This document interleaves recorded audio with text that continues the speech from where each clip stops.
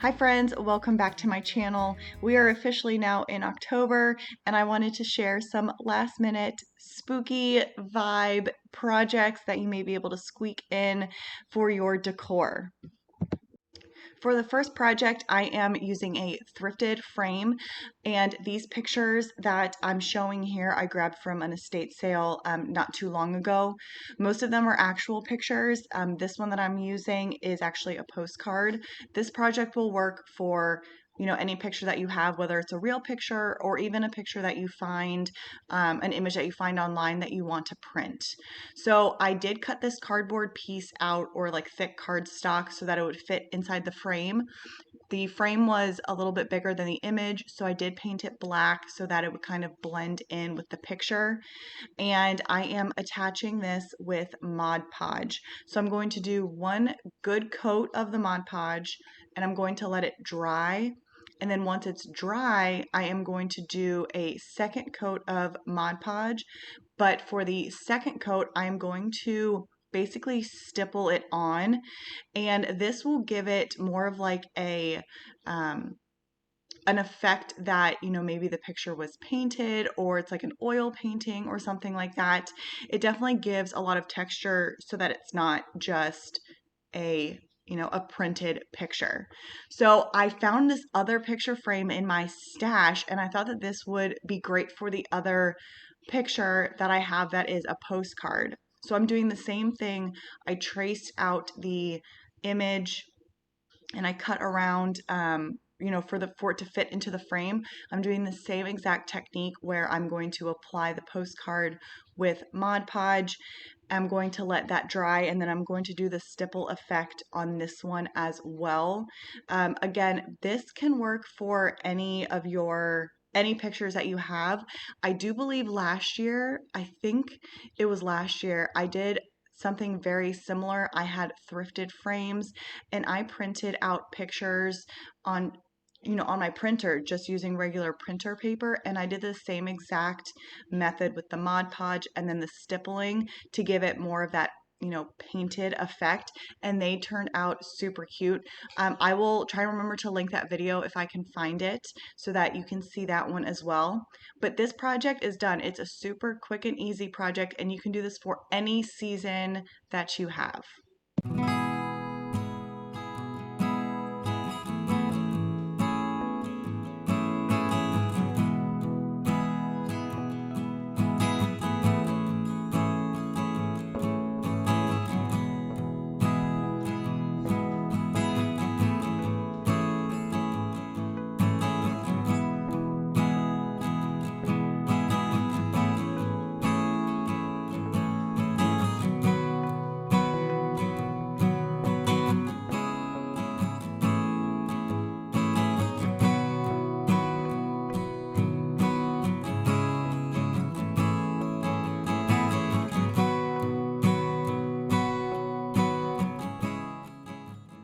For this project, we're going to be using up the last couple vintage pictures that I grabbed from the estate sale, as well as these 3 glass bottles that I grabbed from the estate sale as well. So if you have some bottles that you have laying around, this may be the perfect project for you.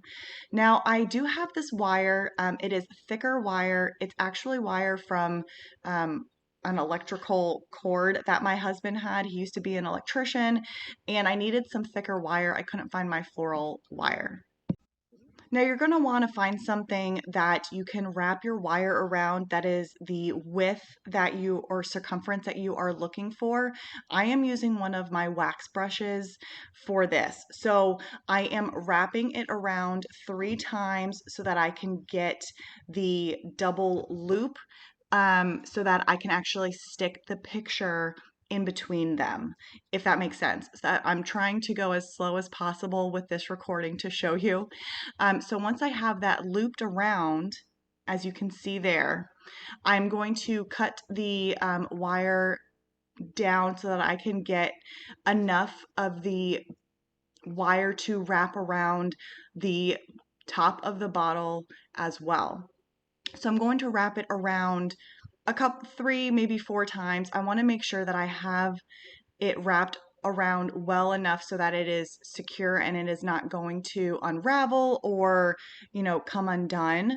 So I wrap it several times. Now with this, you can, play with the height of the wire. If you want to have some that are a little bit taller than others, go right ahead for a variety for your pictures. And then I'm going to add just a little bit of hot glue the to the wire just to make sure that it stays in place and it doesn't shift around. Now, I will say these bottles are small, and so the pictures here that I'm using are a little bit on the heavy side. So I would suggest, if you have small bottles like this, depending on what picture you will be, putting in there, maybe adding something into the bottle, whether it's like a colored sand for, the different holidays or seasons, some beads or something to give it some weight in the bottom. If you have larger bottles, then I'm sure that it would be fine.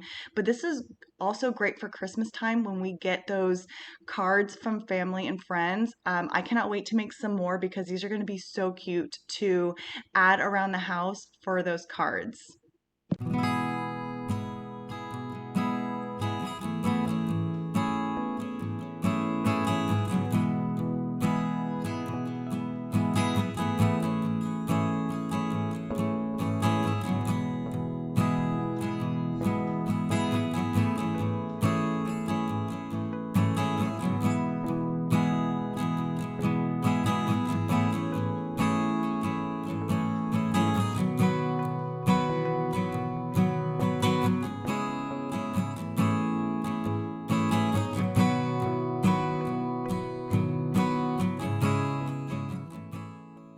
So for our final project, we are making a book stack. Yes, I know that I have made book stacks in several of my videos. This is the last set of wood book stacks that I will be making. And if you have seen my other videos from, the fall time, you have seen the other book stacks that I made. And I wanted to make this one different than my other ones. This one was also the project that I had mentioned in last video that I didn't get done in time because I didn't like how it was turning out.